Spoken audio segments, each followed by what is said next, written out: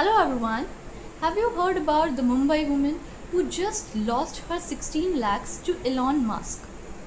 जी हाँ, मुंबई में रहने वाली एक लेडी के साथ किसी ने एलॉन मस्क की फेक आईडी बनाकर ऑनलाइन कांटेक्ट किया, then marriage proposals, foreign visas and ऐसे कई सारे प्रॉमिसेस कर 16 लाख्स का फ्रॉड किया।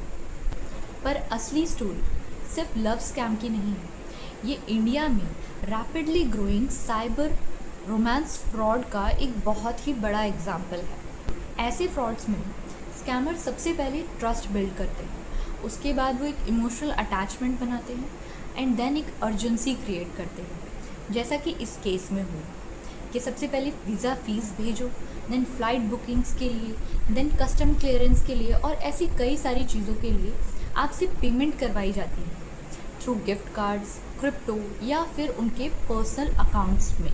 हमें इस बात का ध्यान रखना है कि कोई भी सेलिब्रिटी या फेमस पर्सन या बिजनेसमैन हमसे सीक्रेटली मनी डिमांड नहीं करेगा। हमारे लीगल सिस्टम में ऑनलाइन रोमांस और इम्पर्सोनेशन स्कैम्स को सिर्फ नॉर्मल चीटिंग नहीं माना गया। अगर कोई व्यक्ति डिजिटल प्लेटफॉर्म्स पर अपनी फेक आइडेंटिटी बनाता है या फिर ट्रस्ट मैनिपुलेट करता है या फिर किसी तरह से आपसे बेनिफिट ऑब्टेन करता है, तो ये section 66D of information technology act 2000 के अंडर एक पनिशेबल ऑफेंस है।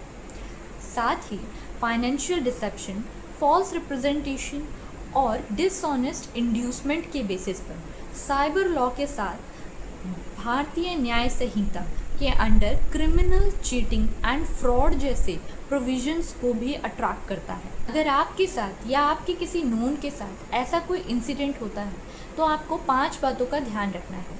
सबसे पहला कि स्क्रीनशॉट्स सेव करके रखने हैं। दूसरा, ऑनलाइन चैट्स या जो भी कन्वर्सेशन हुई है उसको डिलीट नहीं करना है। बैंक डिटेल्स को प्रिजर्व करके रखना है और इमीडिएटली आपको साइबर क्राइम पोर्टल पर अपनी कंप्लेंट रजिस्टर करानी है।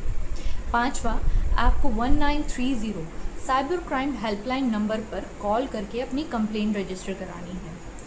आज के समय में साइबर क्राइम सिर्फ टेक्नोलॉजी से नहीं जुड़े हैं, ये हमारे इमोशंस के साथ भी खिलवाड़ कर रहे हैं। इसलिए stay alert, stay verified and stay legally aware. ऐसी और वीडियोस के लिए फॉलो करें लॉलेक्स विद मोनिका।